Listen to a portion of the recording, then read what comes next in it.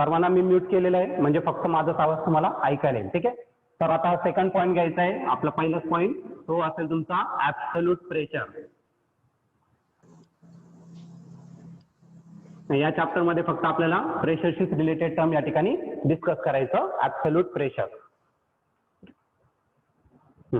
तर दिसत असतं तुम्हाला बोर्डवरचं सर्व ऍब्सोल्यूट प्रेशर या ठिकाणी आपल्याला डिस्कस करायचं आहे. आता जो आधीचा प्रेशर घेतला तो फक्त गॉज प्रेशर घेतला म्हणजे एका लिक्विड कॉलम म्हणजे पूर्ण लिक्विड साठी प्रेशर एक्झर्ट होणार आहे. आता या केसमध्ये आपल्याला पूर्ण लिक्विड साठी नाही घ्यायचं. आपल्याला काय करायचं, पर्टिक्युलर कोणते तरी 2 पॉईंट असतील त्या पर्टिक्युलर पॉईंट मध्येच काय करायचं आपल्याला प्रेशर फाइंड करायचं. त्याला सांगितलं असतं तर ऍब्सोल्यूट प्रेशर म्हटलं जातं. मग घेताना तुम्ही काय घेतलं, सर्वात पहिले एक कंटेनर घेतलं. ओके, सर्वात पहिले काय घेतलं तर एक कंटेनर घेतलं आणि या कंटेनर मध्ये मी काय केलं तर लिक्विड फीड केलेलं आहे. आता हे जे लिक्विड घेणार आहे ते कोणतं घ्यायचं तर होमोजिनियस लिक्विड म्हणजे तुम्ही वॉटर घेऊ शकता. म्हणजे पूर्ण लिक्विड मध्ये फक्त काय प्रेझेंट असणार तर वॉटरच प्रेझेंट असेल, बाकीचे काही नसणार. ठीक आहे.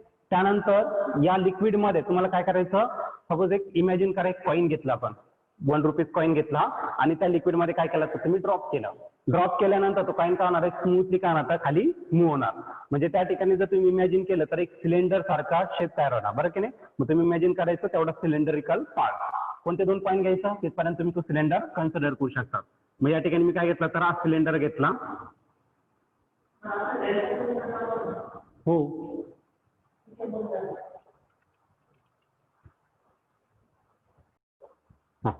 तर हा सिलेंडर सगळ्यांना दिसत असेल. तर मी या ठिकाणी 2 पॉईंट घेतलं, एक लोअर पॉईंट घेतला आणि दुसरा काय घेतला तर अप्पर पॉईंट घेतला. जो लोअर पॉईंट घेतलाय तो काय घेतला तर x2 घेतला आणि जो वरचा पॉईंट असणार त्याला काय कन्सिडर केलं तर x1 कन्सिडर केलं. आता या ठिकाणी मला काय करायचं, ज्या ठिकाणी आपण x2 पॉईंट केलेला आहे तिथं प्रेशर वेगळा असेल, तो प्रेशर काय घेतला तर P2 घेतला आणि जो वरचा पॉईंट आहे x1 त्या ठिकाणचा प्रेशर काय घेतला तर P1 कन्सिडर केलेला आहे. हे ऑलरेडी आपण लास्ट लेक्चरला डिस्कस केलेलं होतं. आता या हा जो इमॅजिनरी सिलेंडर दिसतोय तुम्हाला, या इमॅजिनरी सिलेंडर वरती काहीतरी फोर्सेस ऍक्ट होणार आहे. मग सर्वात पहिले त्याच्यावरती व्हर्टिकली डाऊनवर्ड एक फोर्स ऍक्ट होणार जो सरफेसला कसा राहायचा परपेंडिक्युलर, आणि हा परपेंडिक्युलर फोर्स जो आहे त्याला काय कन्सिडर केलं तर नॉर्मल फोर्स F1 कन्सिडर केला. याला बॅलन्स करायला त्याला अपोजिट का असणार तर रिॲक्शन आणि ते कुठून एक्झिट होणार तर बॉटम साईडला, आणि त्याला काय कन्सिडर केलं तर मी F2 कन्सिडर केला. अजून प्लस जेवढा तुम्ही हा सिलेंडर कन्सिडर केलेला आहे त्याचं स्वतःचं काय असणार तर वेट असणार आहे, आणि जे वेट डायरेक्ट होणार आहे, वेट कुठे डायरेक्ट होणार तर weight always directed in downward direction, आणि ते किती कन्सिडर केलं तर mg इतकं केलं. आता या केसमध्ये ही जी लिक्विड आहे हे कसं आहे रे स्टॅटिक. आता तुम्हाला या चॅप्टर मध्ये 2 पार्ट केलेले, एक fluid at the rest condition that is called as hydrostatic, आणि फ्लुइड ऍट द मोशन त्याला म्हटलं आता हायड्रोडायनामिक. म्हणजे फ्लुइड मोशन मध्ये असेल तर डायनामिकचं कन्सिडर करणार आणि रेस्ट कंडिशनला असेल तर स्टॅटिक, असे 2 पार्ट याच्यामध्ये केलेले. तर आता सध्या तरी अर्धा पार्ट जो आहे तो तुमचा फक्त स्टॅटिकचा आहे आणि उरलेला अर्धा पार्ट जो आहे सिलेबस मधला तर तो आहे तुमचा डायनामिकचा. तर आपण दोन्ही स्टडी करणार आहे. सध्या तरी हे लिक्विड जे आहे ते कसं आहे तर स्टॅटिक कंडिशनला आहे. स्टॅटिक कंडिशनला आहे याचा अर्थ काय, त्याच्यावरती जेवढे पण फोर्सेस ऍक्ट होत आहेत दॅट शुड बी 0. म्हणजे टोटल जो इफेक्ट आहे नेट इफेक्ट जो आहे तो किती असला पाहिजे तर 0 असला पाहिजे, तरच लिक्विड स्टॅटिक कंडिशनला असेल, इक्विलिब्रियम स्टेटला असेल, अदरवाईज ते मोशन मध्ये असलं पाहिजे. बरं की नाही. तर ती कन्सेप्ट आपल्याला या ठिकाणी क्लिअर झाली. आता तुम्हाला 11th मी सांगितलं होतं जर तुम्हाला कॉम्पोनंट रिझॉल्व्ह केल्यानंतर ते सॉल्व्ह करायचं असेल तर तुम्ही एक्स ऍक्सिस आणि वाय ऍक्सिस कन्सिडर करता. एक्स ऍक्सिसला राईट साईडचं जर डिस्टन्स घेतलं ते पॉझिटिव्ह घेत असतात, लेफ्ट साईडचं निगेटिव्ह, व्हर्टिकली अपवर्ड असेल तर ते पॉझिटिव्ह कन्सिडर करतात आणि व्हर्टिकली डाऊनवर्ड काय घेत असतात तर निगेटिव्ह घेतात. सेम फोर्सेस साठी पण तुम्हाला सेम अप्लाय करायचं. The forces which is directed right side that should be taken as a positive, that of the left taken as a negative, upward positive घ्यायचा आणि डाऊनवर्ड काय घ्यायचं तर निगेटिव्ह घ्यायचा. या ठिकाणी जे फोर्सेस ऍक्ट होत आहे ते व्हर्टिकल डायरेक्शन मध्ये, म्हणजे by condition of translational equilibrium किंवा कंडिशन ऑफ इक्विलिब्रियम म्हटलं तरी चालेल. आपण यूज करू बाय सॉल्विंग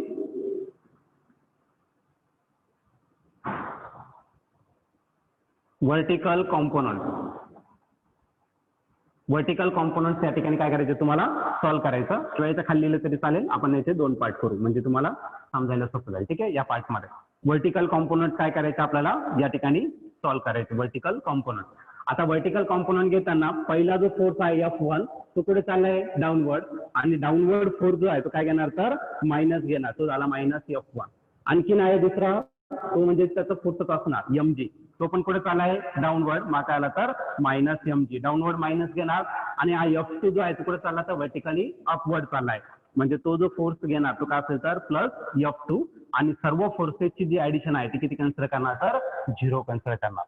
ओके, आता या केसमध्ये हा मायनस mg आहे त्याला काय करू आपण राईट साईडला घेऊ, म्हणजे तो काय होणार तर प्लस mg, म्हणजे या ठिकाणी रिमेनिंग राहणार मायनस F1 आणि प्लस F2, पण आपल्याला पहिली जी टर्म लिहिणार ती पॉझिटिव्ह लिहिणार, म्हणजे काय होणार तर या केसमध्ये प्लस F2 आणि नंतर लिहा काय तर मायनस F1. तर झालं पहिलं इक्वेशन, याला काय करू आपण इक्वेशन 1 कन्सिडर करू. ठीक आहे, पण बघा वरती जे टायटल दिलेलं आहे तुम्हाला ते दिलेलं तुम्हाला ऍब्सोल्यूट प्रेशर.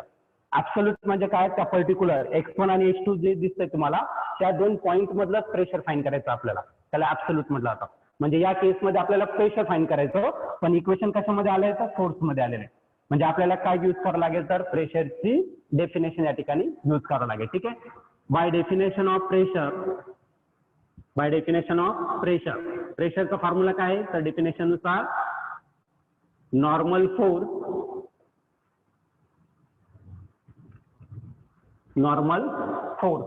त्याला डिवाइड करायचं कशाने तर एरियाने डिवाइडेड करायचं. ठीक आहे, तर हा बेसिक फॉर्म्युला, प्रेशर रिप्रेझेंट करणारे लेटर P ने, नॉर्मल फोर्स जो आहे तो रिप्रेझेंट करणारे F ने, आणि जो एरिया असेल तो किती असेल तर A इतका.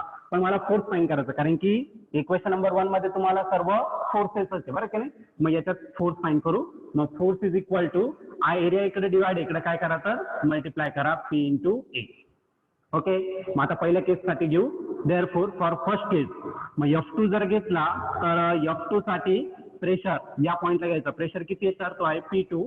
एरिया बदलणार नाही कारण की हा जो सिलेंडर घेतलाय तो कसा घेतला तर दॅट शुड बी युनिफॉर्म, म्हणजे हा एरिया तसाच राहणार. दुसरा घेऊ, त्याला दॅट इज कन्सिडर केलं तरी चालेल. दुसरा घेऊ तो म्हणजे काय तर फोर्स F1. मग F1 जर घेतला तर प्रेशर P जो आहे त्याच्या जागी लिहावं लागेल तुम्हाला P1 आणि एरिया पुन्हा किती असेल तर A इतकाच असेल.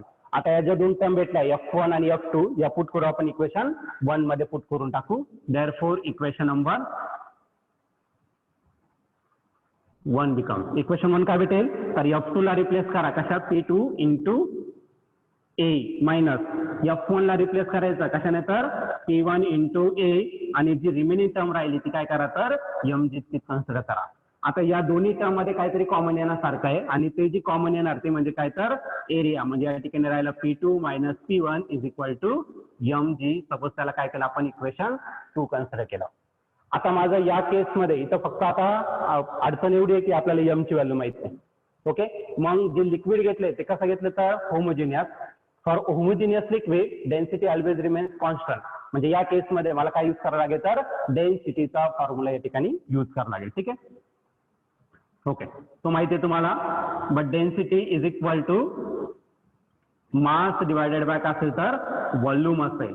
मग मास काय असेल तर हे रिप्रेझेंट करू, डेन्सिटी रिप्रेझेंट करणारे लेटर रो ने, मास रिप्रेझेंट करणारे m ने, आणि व्हॉल्यूम रिप्रेझेंट करणारे v ने.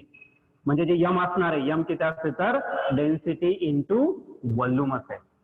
ओके, हा बेसिक फॉर्म्युला समजला. पण याच्या आधी बघा आपण व्हॉल्यूमचा फॉर्म्युला आता सांगितलं मी तुम्हाला, परत ते डिस्कस करायची गरज नाही. जनरल फॉर्म्युला काय असेल सरफेस एरिया इंटू लेंथ. आता लेंथ कुठं फाइंड करायचं तर या पॉईंट पासून तर इथपर्यंत डिस्टन्स फाइंड करायचं बरं का नाही. आणि सपोज तुम्ही कोऑर्डिनेट सिस्टीम घेतलं, सपोज एखादा नंबर लाईन आहे तुमच्याकडे, इथे लिहितो तुम्ही बघा, एखादा काय तर तुमच्याकडे नंबर लाईन आहे आणि सपोज या ठिकाणी एक नंबर आहे, सपोज 2 घेतला, नंतर 3 4 5 6 असं काहीतरी आहे. मला या पॉईंट मधून या पॉईंट पर्यंत डिस्टन्स फाइंड करायचं. सपोज याला A देतो आणि याला काय कन्सिडर करतो तर B कन्सिडर करतो. A पासून तर B पर्यंत डिस्टन्स मेजर करायचं, आणि ते मेजर केलं तर 1 2 3 4 असं भेटेल.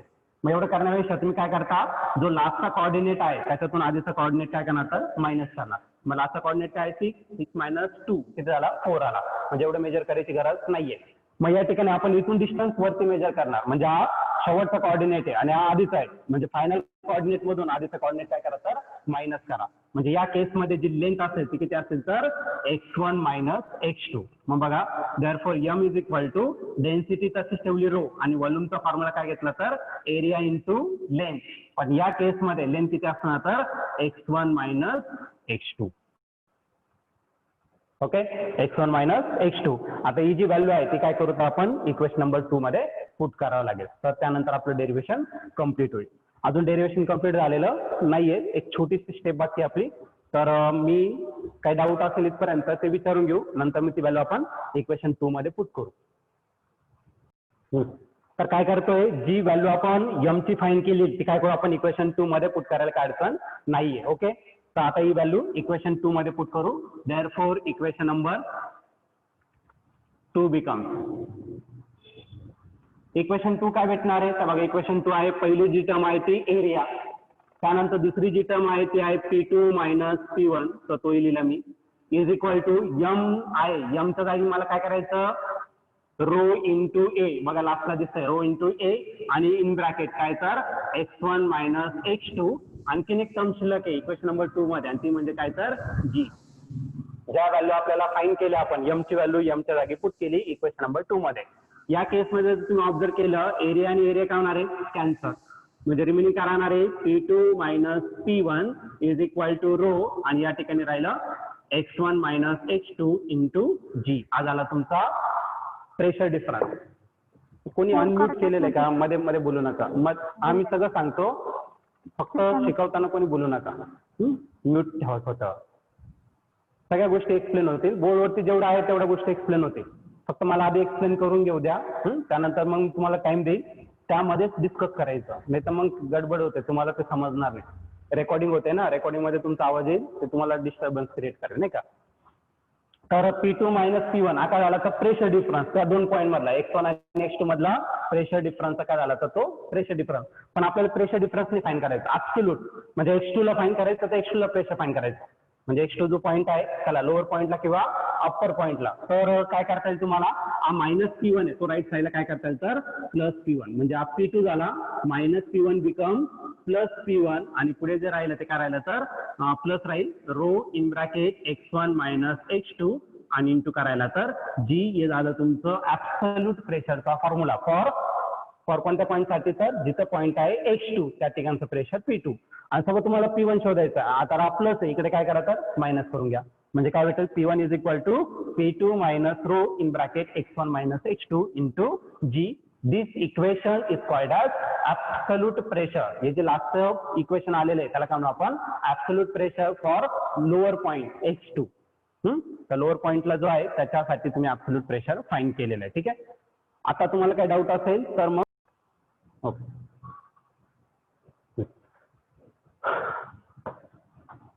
म्हणजे तुम्हाला लक्षात ठेवायला ती अडचण येणार नाही. ठीक आहे, हे जे डेरिव्हेशन आलेले पुन्हा आपण त्याला रिवाइज करू,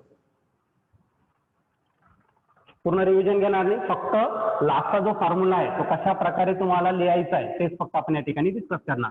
मी पूर्ण डायग्राम काढत नाही, फक्त हा सिलेंडर घेतला मी, कुठला जो लिक्विड मध्ये होता तो सिलेंडर. ठीक आहे, मग या ठिकाणी मी पॉईंट घेतला होता कोणता, x2, या ठिकाणी घेतला होता x1, या ठिकाणचा प्रेशर P1, आणि या ठिकाणचा काय घेतला P2.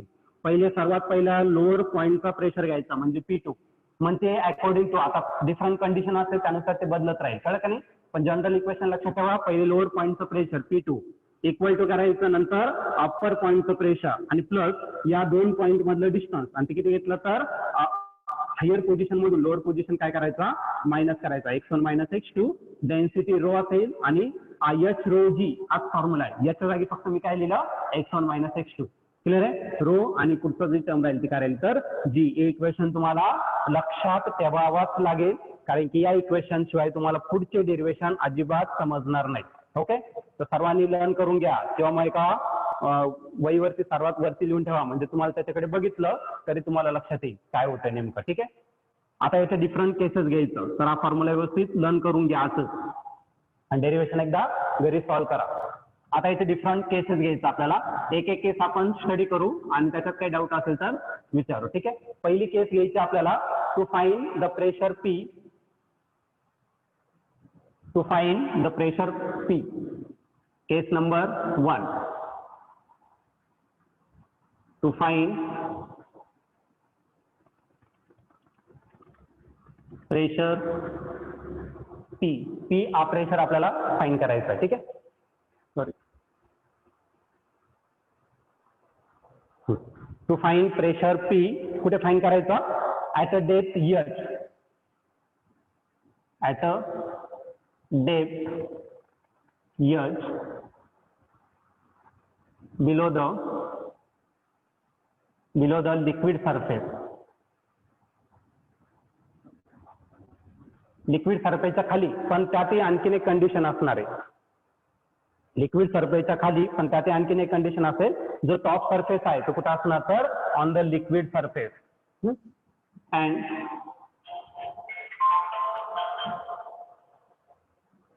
and its top surface, top point म्हणू आपण, is on the liquid surface. Okay, तरी पहिली केस झाली. थोडंसं डिटेल मध्ये मी लिहिलेलं आहे म्हणजे तुम्हाला समजायला अडचण येणार. ठीक आहे, ठीक आहे.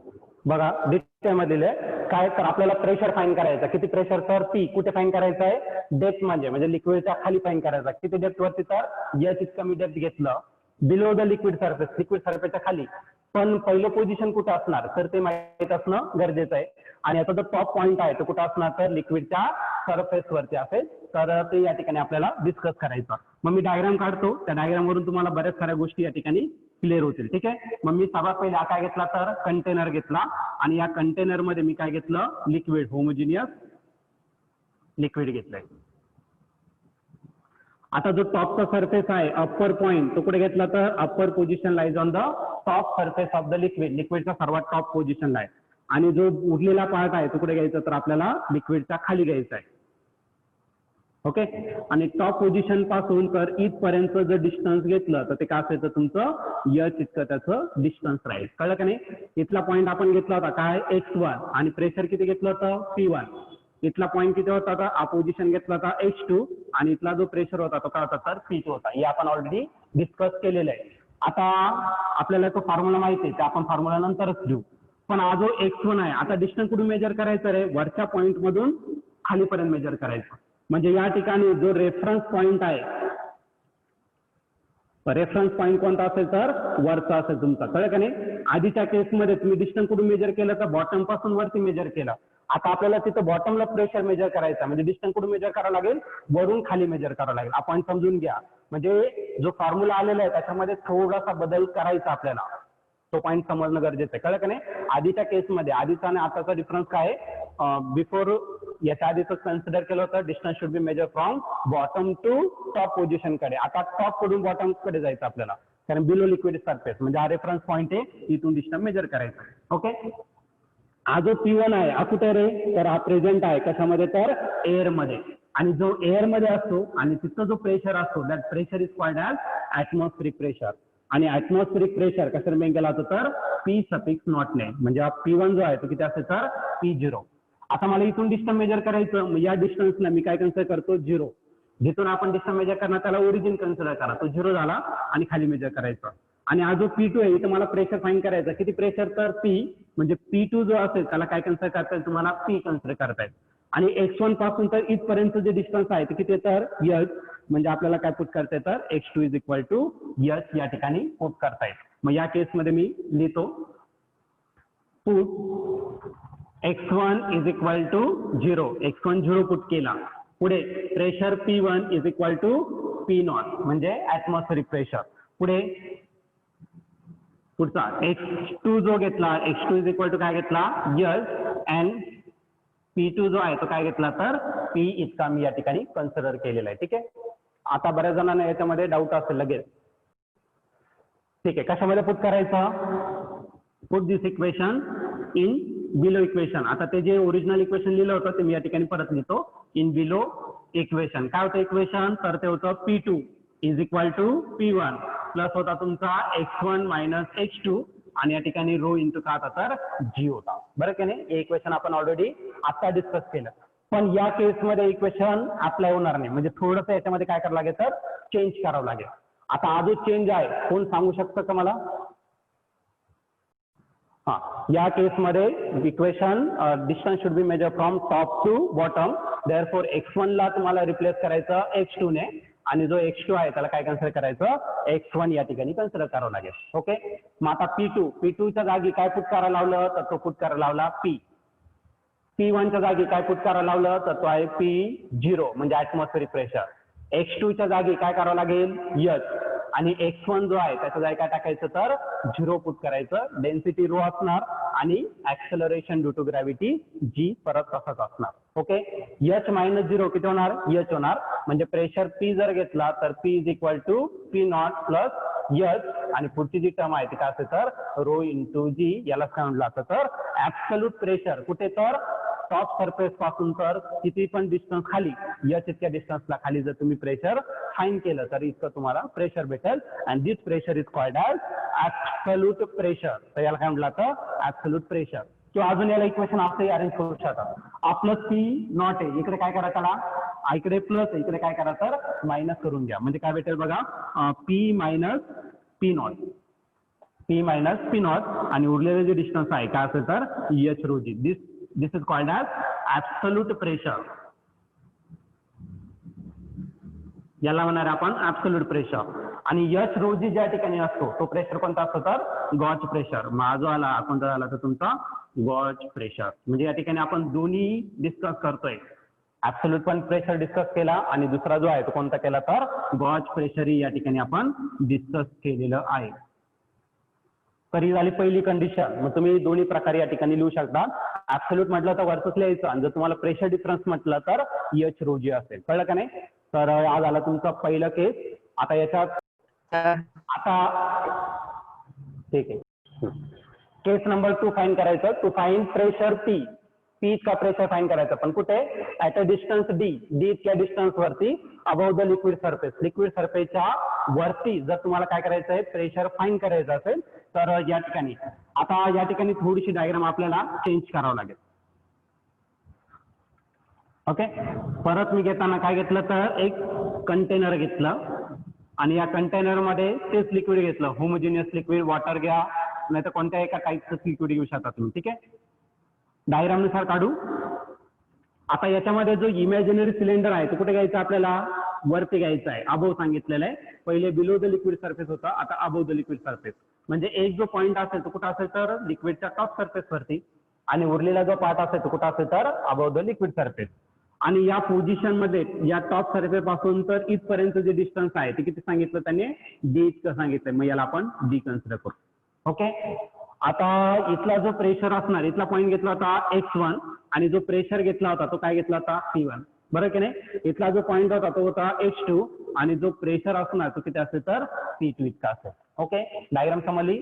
एअर मध्ये आपल्याला तो सिलेंडर इमॅजिन करायचा, ऍक्च्युअल मध्ये नसणार आहे, आणि तुम्हाला इमॅजिन या ठिकाणी करावंच लागणार. कळलं का नाही. मग सिलेंडर वरती घेतलेलं आहे, आधीच्या केसमध्ये आपण खाली घेतला होता. आता या केसमध्ये ऍब्सोल्यूट प्रेशर किती असणार ते आपल्याला या ठिकाणी डिस्कस करायचं. आता x1 किती आहे, x2 किती आहे, तर ते पण या ठिकाणी आपल्याला फाईंड करावं लागेल. आता या केसमध्ये मला डिस्टन्स इथून इकडे मेजर करायचं, बरोबर की नाही. म्हणजे रेफरन्स पॉईंट कोणता आहे तर हा रेफरन्स पॉईंट आहे तुमचा.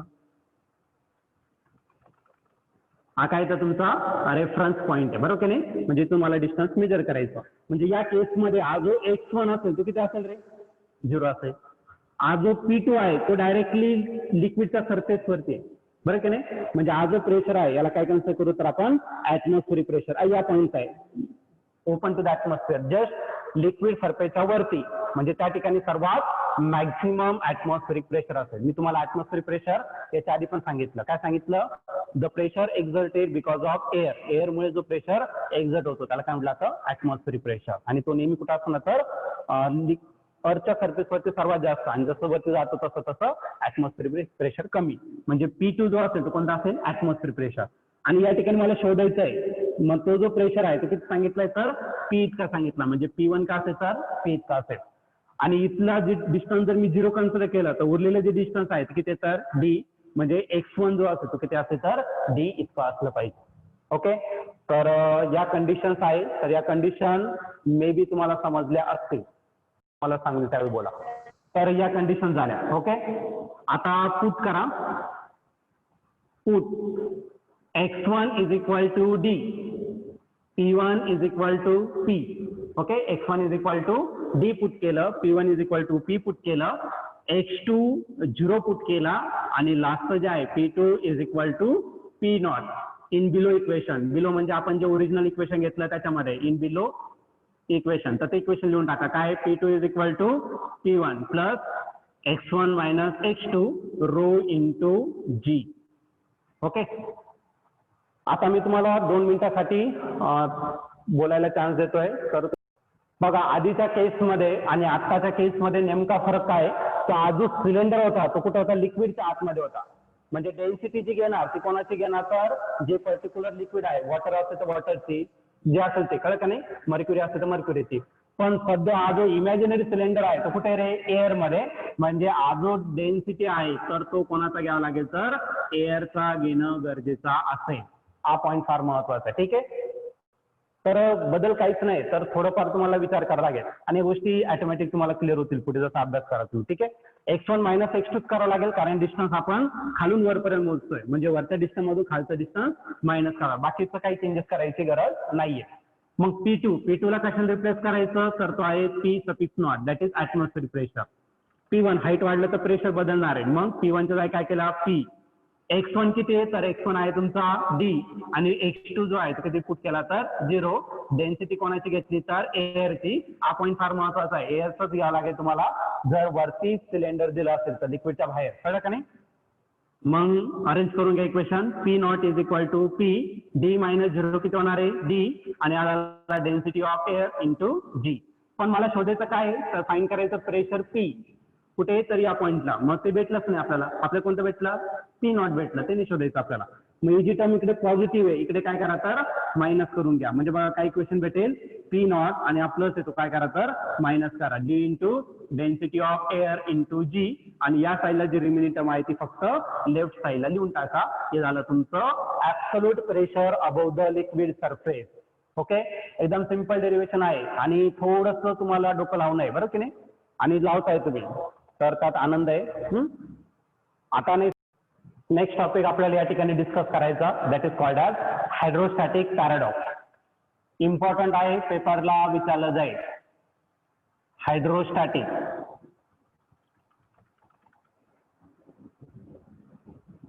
पॅराडॉक्स. Hydrostatic paradox. तर हायड्रोस्टॅटिक मी ऑलरेडी तुम्हाला सांगितलेलं आहे. ओके.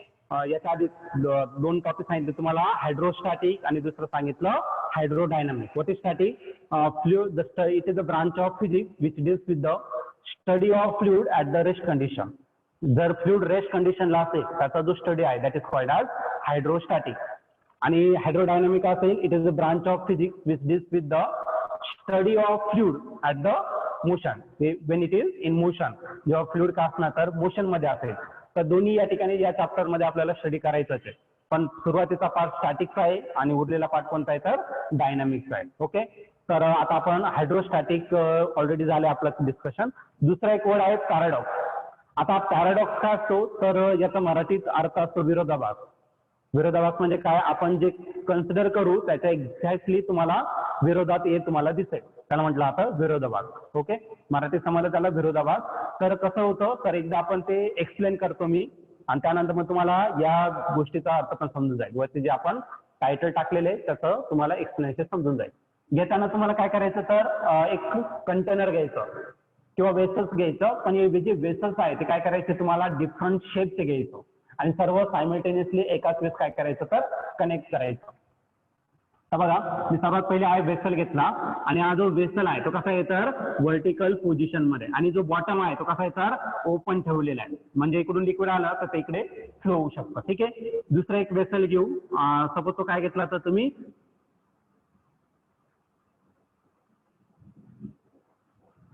असा घेतला आणि जो बाहेरचा पार्ट आहे तो काय घेतला, तर जास्त ब्रॉड घेतला. ओके. या प्रकारचा. आज आला दुसरा. पहिल्या कंटेनरला किंवा पहिल्या वेसलला आपण काय करू, ए, दुसऱ्याला काय कन्सिडर केलं, तर बी कन्सिडर केलं. अजून एक कनेक्ट करू. डिफरंट शेपचेच घ्यायचे आपल्याला. जो बाहेरचा पार्ट आहे तो कसा आहे, तर नॅरोवर पार्ट आहे. बाहेरचा पार्ट ओपनिंग जे आहे ते कसे, तर नॅरो आहे आणि खालचा जो पार्ट आहे तो कसा आहे, तर जास्त वाईड आहे. आणि अजून एक कंटेनर घ्या सपोज. ओके. तर तुम्ही याची डायग्राम काढू शकता.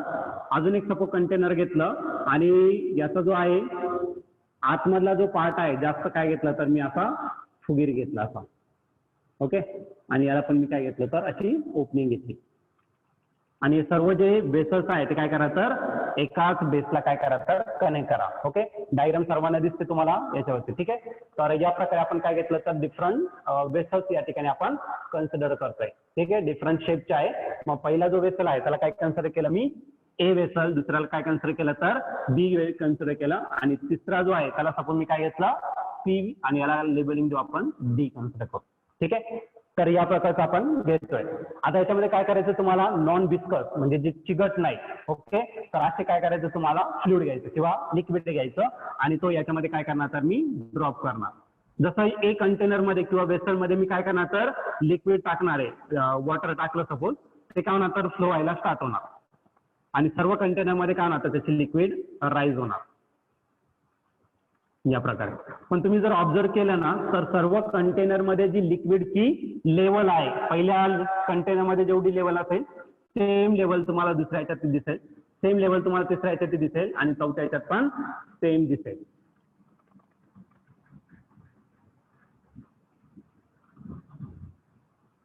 लेवल जी आहे कंटेनरची ती कशी, लेवल जी आहे लिक्विडची ती कशी भेटेल तर ऑल कंटेनर मध्ये, ऑल वेसल्स मध्ये कसं भेटणार तर सेम भेटेल. ओके, सर्व कंटेनर मध्ये काय भेटणार तर सेम लेवल या ठिकाणी तुम्हाला दिसणार. हे तुम्ही ऑब्झर्व केलं असेल, सपोज तुम्ही बघा एखादं बिल्डिंग कन्स्ट्रक्ट करताय, बिल्डिंग कन्स्ट्रक्ट करताना अंडरग्राऊंड टँक बनवले जातात बरं की नाही, जमिनीमध्ये ते टाक्या बनवल्या जातात. त्याला बघा पहिले जे टँक आहे त्याला खाली बेसला ओपनिंग दिली असते छोटीशी. मग या कंपार्टमेंट मध्ये जेवढं लिक्विड असेल तेवढीच लेवल, लिक्विड नाही म्हणता येणार, या कंपार्टमेंट मध्ये लिक्विडची लेवल जेवढी असेल तेवढीच लेवल तुम्हाला दुसऱ्या कंपार्टमेंट मध्ये दिसेल, जरी साईज कमी जास्त असेल का. किंवा अजून सिंपल एक्झाम्पल येऊ शकतात, तुमच्या घराच्या वरती ते पाण्याच्या टाक्या असतात, सिंटॅक्स वगैरे बरं की नाही, तर तुम्हाला सपोज एका टाकीमध्ये होत नसतं, तुम्ही आणखीन एक त्याला जॉईन करता, खाली बेसला एक पाईप लावलेला असतो बरं की नाही. आज सपोज मी काय घेतलं तर 3 टँक घेतले, एक सपोज घेतला 2000 लिटरचा, दुसरा घेतला 1000चा, आणि तिसरा जो आहे तो किती घेतला तर 500 लिटरचा, 500चा घेतला बरं की नाही. असं लिटरचे मी काय घेतलं तर 3 टँक बेसला एकमेकांना कनेक्ट केलेले आहे. आता सगळं मी 2000 मध्ये काय करतोय लिक्विड टाकायला सुरुवात केली. ही जी लिक्विड टाकणार आहे ते सर्व टँक मध्ये काय असणार तर सारख्याच लेवलला दिसेल, कारण पाईप कनेक्ट केलेलं खाली आपण. मग एका टँक मध्ये जेवढं तुम्ही लिक्विड टाकणार ते लिक्विड फ्लो होणार, आणि सर्व टँक मध्ये तुम्हाला जी लेवल आहे ती कशी भेटेल तर सेमच भेटेल बरं की नाही. ते तुम्ही सर्वांनी ऑब्झर्व केलेलं असेल. पण माझा प्रश्न असा आहे की सर्वांमध्ये क्वांटिटी सेम राहील का रे, लेवल तर सेम राहील पण क्वांटिटी सेम राहणार नाही. मग सर्वात जास्त क्वांटिटी कोणत्या टँक मध्ये राहणार ज्याची साईज जास्त आहे. फॉर एक्झाम्पल आपण या ठिकाणी घेतलं 2000 लिटरचं बरं की नाही, जे 2000 लिटरची टँक आहे त्याच्यामध्ये सर्वात जास्त क्वांटिटी असेल म्हणजे त्याचं वेट जास्त राहील. त्याच्यापेक्षा कमी राहील कशामध्ये 1000 लिटर मध्ये, आणि सर्वात कमी जे लिक्विड असणार ते कसं असेल तर 500 जे टँक घेतले 500 लिटरचं त्यात सर्वात जास्त राहील. म्हणजे यामध्ये पण तुम्ही जर शेप बदलला तर यामध्ये पण अमाऊंट जे आहे लिक्विडचं ते पण काय राहणार तर कमी जास्त, पण लेवल कशी राहणार तर सेम राहणार. आता वेट, याच्या आधी आपण प्रेशर घेतला आणि प्रेशरचा फॉर्म्युला काय घेतला फोर्स पर युनिट एरिया, आणि जो फोर्स आहे त्याला काय केलं होतं तर mg ने रिप्लेस केलं होतं. म्हणजे या ठिकाणी जर वेट वाढलं तर या इक्वेशननुसार तर प्रेशरही काय व्हायला पाहिजे तर वाढलं पाहिजे. मग या इक्वेशननुसार बरेच जण असं प्रेडिक्ट करतील की सपोज या बी मध्ये सर्वात जास्त अमाऊंट ऑफ लिक्विड आहे म्हणजे याचं वेट जास्त आहे, म्हणजे या ठिकाणी प्रेशर जास्त आहे. आणि लिक्विडची प्रॉपर्टी आहे बघा, तिकडून फ्लो होतं liquid always flow from higher pressure region to lower pressure region, किंवा हायर लेवलला जर लिक्विड असेल जास्त उंचीवरती असेल तर कमी उंचीकडे ते काय होतं फ्लो होतं, उलट होत नाही बरं की नाही. मग या ठिकाणी वेट जास्त आहे, मग बरेच जण असं प्रेडिक्ट करतील की याचं प्रेशर जास्त म्हणजे बी मधून काय होणार लिक्विड फ्लो होणार, आणि ते आयदर ए मध्ये किंवा बी मध्ये किंवा डी मध्ये फ्लो होणार बरं की नाही. म्हणजे याची लेवल काय असणार तर सर्वात कमी असेल according to this concept. Okay, पण आपण हायड्रो हे घेतलं बघा गॉज प्रेशर घेतला, आणि गॉज प्रेशर पुढे सॉल्व्ह केल्यानंतर त्याचा फॉर्म्युला आला होता एच रो जी. म्हणजे हा जो प्रेशर आहे तो कशावरती डिपेंड येतो, या दोन क्वांटिटी कॉन्स्टंट आहे, म्हणजे प्रेशर हा जो आहे तो कशावरती डिपेंड आहे तर हाईट वरती. पण या केसमध्ये जेव्हा तुम्ही ऑब्झर्व करता तर प्रत्येक कंटेनर मध्ये जे लिक्विडची जी लेवल आहे ती कशी सेम आहे. म्हणजे याचा अर्थ काय तर ए मध्ये जेवढा तुम्हाला प्रेशर रेकॉर्ड होणार आहे तेवढाच तुम्हाला बी मध्ये पण भेटेल, तेवढाच तुम्हाला सी मध्ये पण भेटेल, आणि तेवढाच डी मध्ये, because it's height is same किंवा एकाच लेवलला तुमची लिक्विडची लेवल आहे म्हणून प्रेशरही कसं भेटेल तर सेमच भेटेल. आणि यालाच काय म्हणलं तर हायड्रोस्टॅटिक पॅराडॉक्स. म्हणजे बघा तुम्ही आधी विचार करत होता की बी मध्ये सर्वात जास्त प्रेशर असलं पाहिजे बरं की नाही, पण होत नाही, एक्झॅक्टली त्याच्या अपोजिट होतो, विरोध होतो, त्याला एक विरोधाभास म्हणून आपण त्याला, बरं की नाही. मग याला सांगला तर पॅराडॉक्स म्हटलं जातं. ओके, आता हे कशा प्रकारे होतं तर एक रिझन झालं तुमचं लेवल सेम आहे म्हणून त्याचं प्रेशर पण सेम आहे, हे त्याच्या मागचं एक रिझन. आता दुसरं एक रिझन घेऊ. मी तुम्हाला बघा सुरुवातीच्या केसमध्ये प्रेशर सांगितलं होतं आणि प्रेशरचा फॉर्म्युला घेतला होता normal force. What is normal force? Normal म्हणजे परपेंडिक्युलर टू द सरफेस.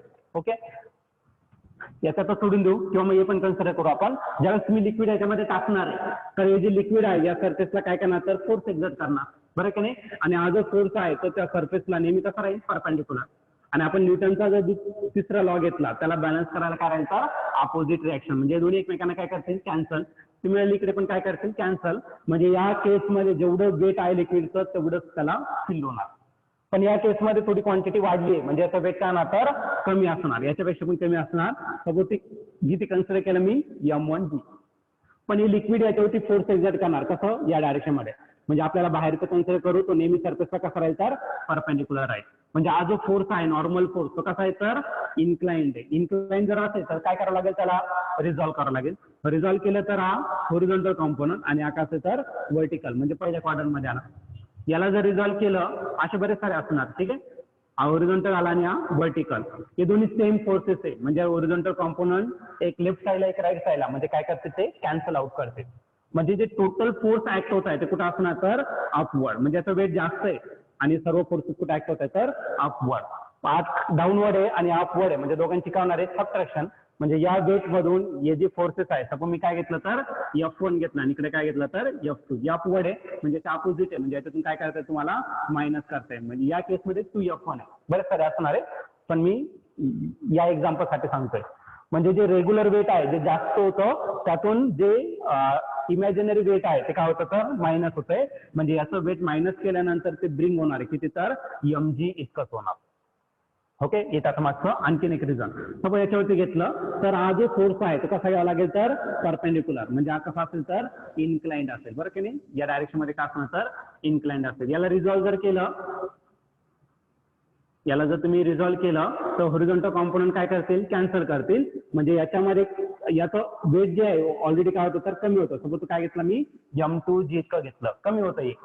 आता हे जे फोर्सेस ऍक्ट होत आहे सपोज मी हा F2 घेतला आणि हा काय घेतला तर F2. हॉरिझॉन्टल तर कॅन्सल झाले, सॉरी हॉरिझॉन्टल फोर्सेस तर कॅन्सल झाले, फक्त व्हर्टिकली डाऊनवर्ड आहे, दोन्ही डाऊनवर्ड आहे. म्हणजे याच्यामध्ये दोन्ही फोर्सेस काय करावं लागेल तर ऍड करावं लागेल. वेट कमी होतं आता ऍड केलंय म्हणजे वेट थोडंसं वाढणार आणि ते कितपर्यंत येणार तर mg इतकंच असणार. आणि ऑलरेडी हॉरिझॉन्टल लेवल आहे म्हणजे आता डिस्कस करायची काही गरज नाही. जे इन्क्लाइंड सरफेस आहे त्याला तुम्ही इझिली सॉल्व्ह करू शकता, ठीक आहे. म्हणजे जे ज्या ठिकाणी वेट जास्त आहे ते वेट जे इमॅजिनरी फोर्सेस आहे ते काय होतात ते वेट मिनिमाइज करायचं काम करतात. आणि ज्या ठिकाणी वेट कमी होत आहे त्या ठिकाणी जे इमॅजिनरी फोर्स आहे ते वेट काय करतं तर वाढवायचं काम करतं. आणि पहिल्या केसमध्ये जेवढं वेट असणार तेवढंच वेट काय होतं तर बाकीच्या यामध्ये पण तुम्हाला फील्ड होत आहे आणि याला सांगितलं जातं तर हायड्रोस्टॅटिक पॅराडॉक्स. मग आता याची डेफिनेशन काय असेल, the different shapes of container does not affect the pressure. जर वेगवेगळ्या शेपचे जर कंटेनर घेतलं किंवा वेसल्स घेतलं तर ते प्रेशर वरती काहीच इफेक्ट करत नाही. याला काय म्हटलं जातं तर हायड्रोस्टॅटिक पॅराडॉक्स म्हटलं जातं. मग तुम्हाला सर्व एक्सप्लेन करायची गरज आहे, ते नोट्स मध्ये तुम्हाला भेटेल. बरं किती मार्कासाठी येईल तर तुम्हाला 3 मार्कापर्यंत किंवा 3 मार्कापर्यंतच विचारला जाऊ शकतो हायड्रोस्टॅटिक पॅराडॉक्स. ओके, तर वर्ड जे सांगितलं आपण हायड्रोस्टॅटिक आणि पॅराडॉक्स याचा अर्थही समजला असेल, नाही समजला तर मग परत एकदा एक्सप्लेन करू आपण, ठीक आहे. आला हायड्रोस्टॅटिक पॅराडॉक्स, तर या प्रकारे आपण त्याला एक्सप्लेन करू शकतो. हे थेरीच आहे, पूर्ण थेरी लिहायची तुम्हाला. मॅथमॅटिकल टर्म्स कमी असतील या टॉपिकसाठी, पुढच्या याच्यात असतील.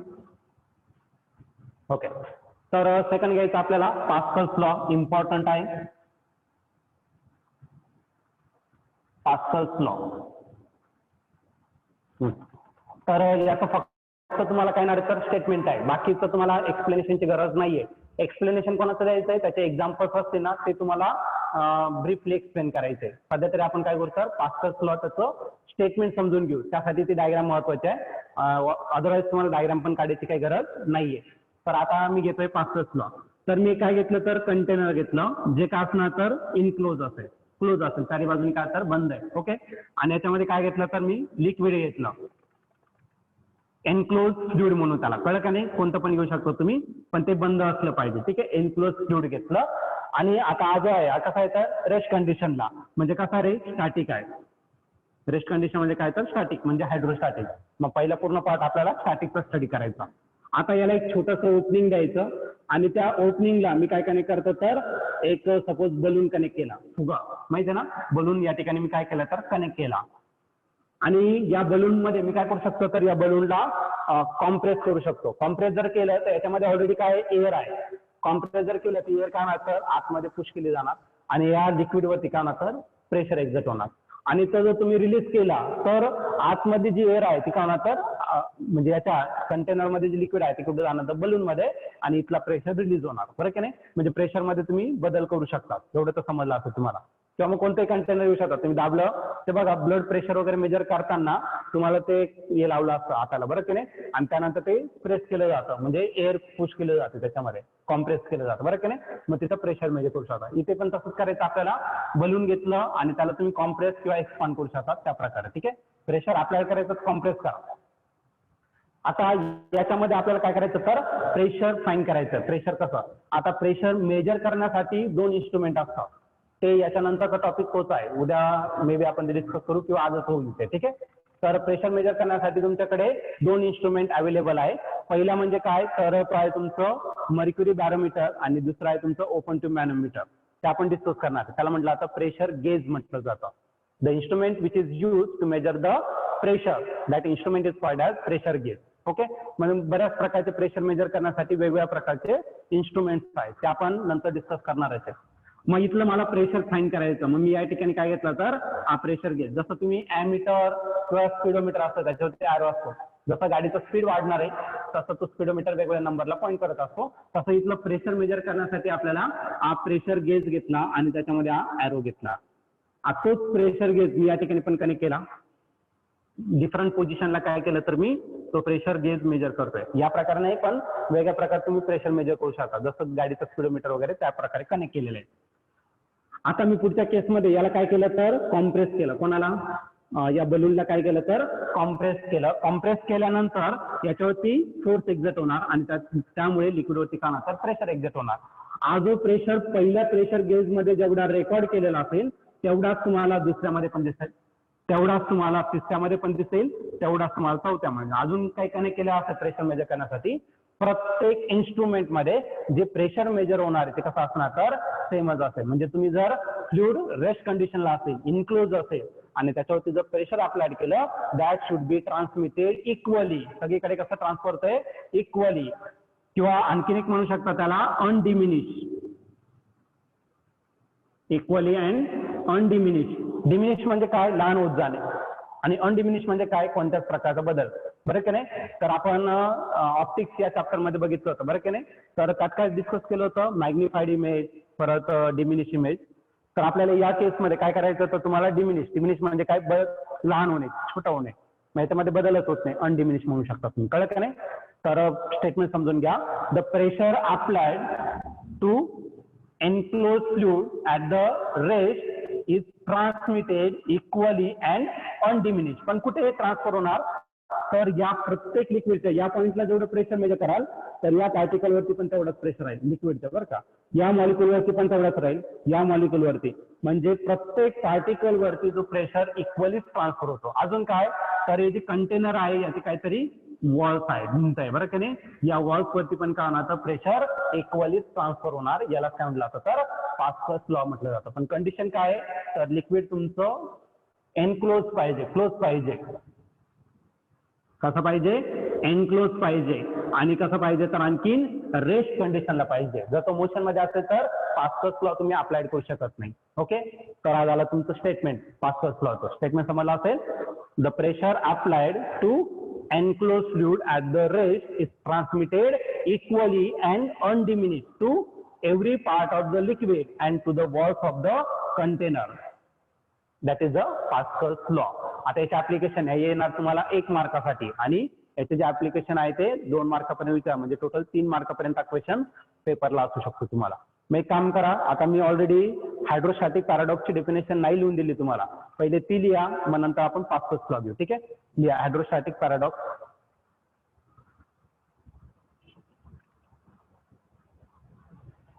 सांगायचं हायड्रोस्टॅटिक पॅराडॉक्स लिहा त्याचं statement. The shape of vessel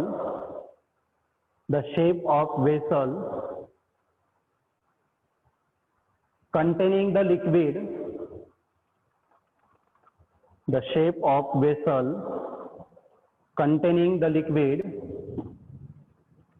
does not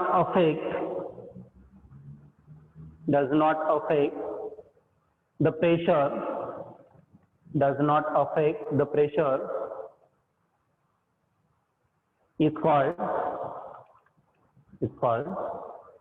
hydrostatic paradox. The shape of vessel containing the liquid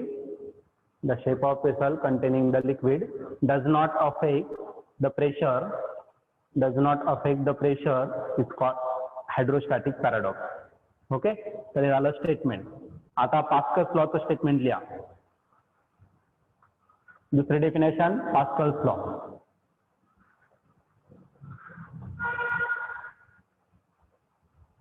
okay, ready असाल लिहा. The pressure applied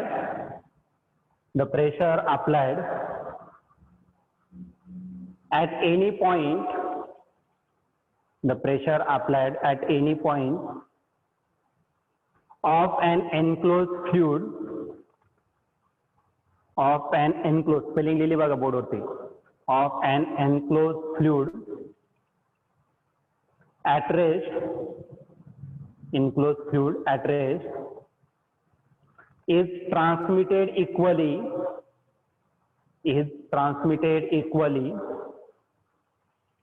and undiminished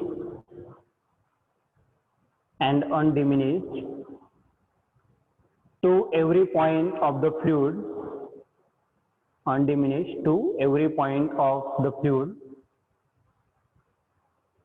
and also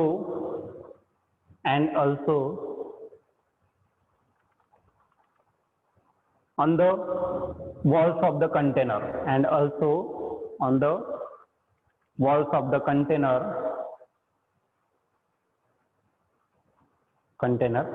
त्यात पुढे अजून कंटिन्यू करा. Container provided the effect of gravity is neglected. म्हणजे ग्रॅव्हिटीचा effect या ठिकाणी consider करायचा नाही. ग्रॅव्हिटीचा इफेक्ट कन्सिडर केला तर मग तो चेंज होऊ शकतो. म्हणजे या ठिकाणी तेवढी कंडिशन असणार. कंडिशन मग 3 झाल्या. इन्क्लोज फ्लुइड पाहिजे, रेस्ट कंडिशनला पाहिजे आणि ग्रॅव्हिटीचा जो इफेक्ट आहे तो नसला पाहिजे. ठीक आहे, असे झाले तुमचं पास्कल्स लॉचं स्टेटमेंट. ओके, कोणाला काय विचारायचं आहे? पास्कल्स लॉचं स्टेटमेंट समजलं नाही किंवा त्याचा अर्थ समजला नाही असं कोणी असेल तर विचारू शकता. आता पुढचं घेऊ आपण applications of Pascal's law. Very important. Pascal's law and its application. Question काय येईल? State Pascal's law and explain with its example. Different example तुम्हाला द्यायचंय तर त्यानुसार आपल्याला एक्सप्लेन करायचं. तर पहिलं ऍप्लिकेशन असणार आहे तुमचं कशाचं? तर पास्कल्स लॉचं.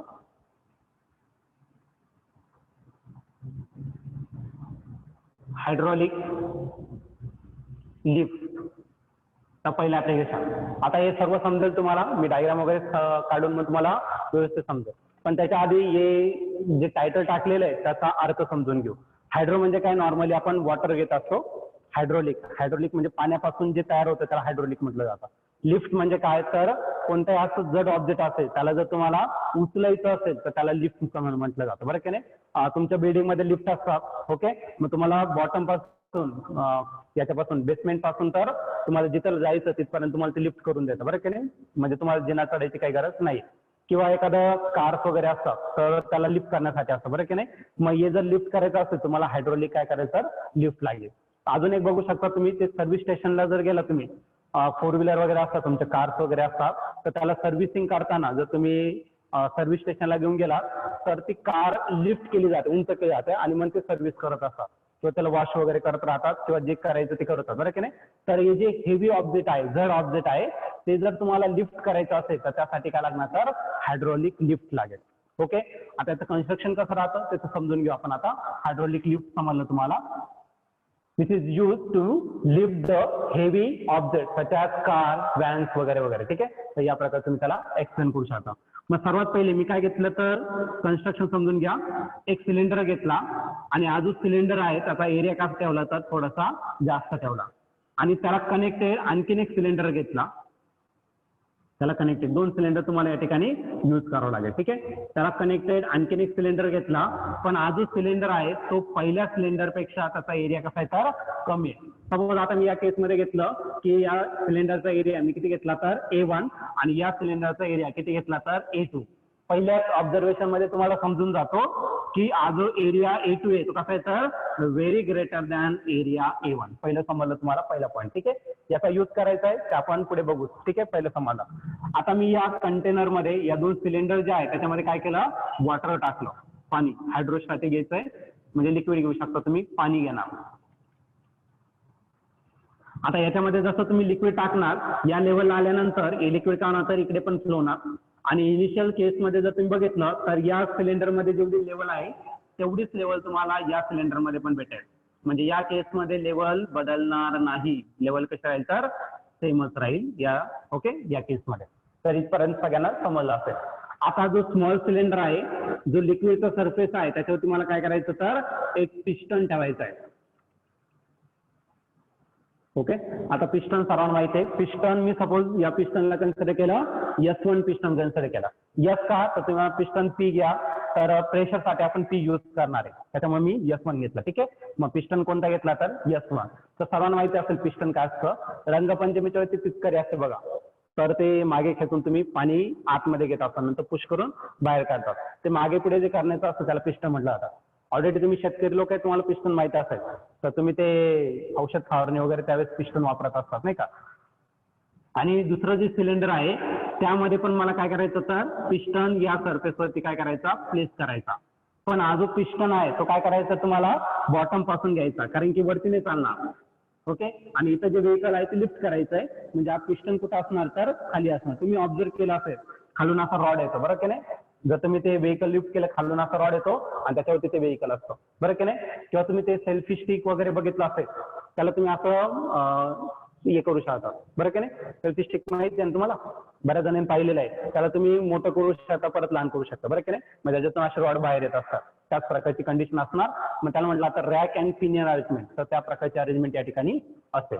ओके, तर मग रॉड बाहेर पण येऊ शकतो आणि तुम्हाला वाटलं परत तो आतमध्ये पण जाऊ शकतो. ठीक आहे, या प्रकारे. किंवा मग डिजिटल कॅमेरा असतात तर ती जी लेन्स आहे जेव्हा तुम्ही कॅमेरा ऑन करता ती लेन्स अशी बाहेर येतात आणि ऑफ केल्यानंतर परत आतमध्ये चालले जातात.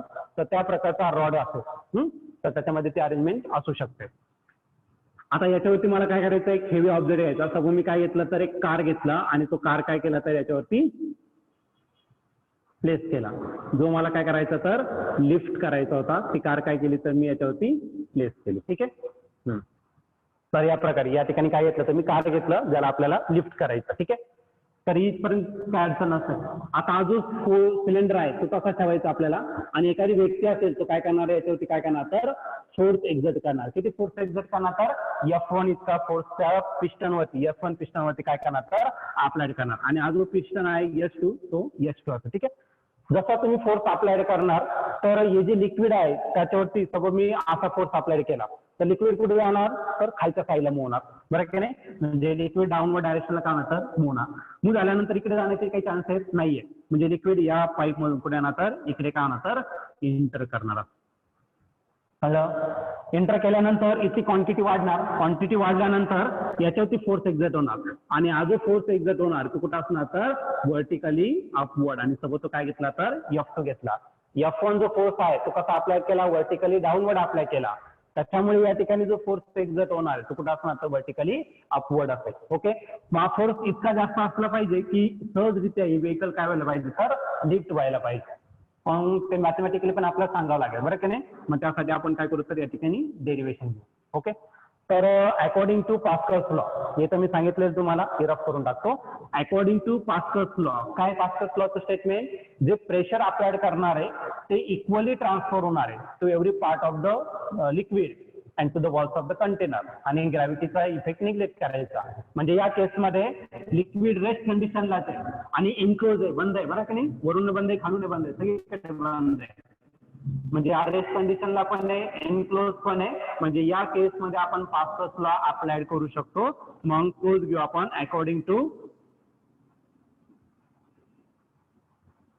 Pascal's law. ओके, मग या केसमध्ये प्रेशर किती असेल तर तो असेल सपोज P1 आणि या सिलेंडरमध्ये जो प्रेशर असणार तो किती असेल तर P2. म्हणजे P1 इज इक्वल टू काय असेल तर P2 असेल. बाय डेफिनेशन ऑफ प्रेशर सुरुवातीला सर घेतला होता, काय घेतला होता, normal force per unit area. मग या केसमध्ये P1 जर घेतला तर फोर्स किती अप्लाय केलाय तिथं तर तो केला आहे F1 आणि या सिलेंडरचा जो एरिया आहे तो किती आहे तर A1 इतका आणि P2 जर घेतला तर फोर्स किती आहे तर तो आहे F2 इतका आणि जो एरिया आहे तिथला तो किती घेतला तर A2. इथं रिझन देऊ शकतात pressure P is equal to normal force per unit area. हे रिझन सगळ्यांना समजलं असेल. ठीक आहे, पण मला फाईन काय करायचं आहे तर तो फोर्स किती अप्लाइड होणार कोणता F2. तर ते आपण या ठिकाणी अरेंज करू. हा जो A2 आहे दिसत नाही का,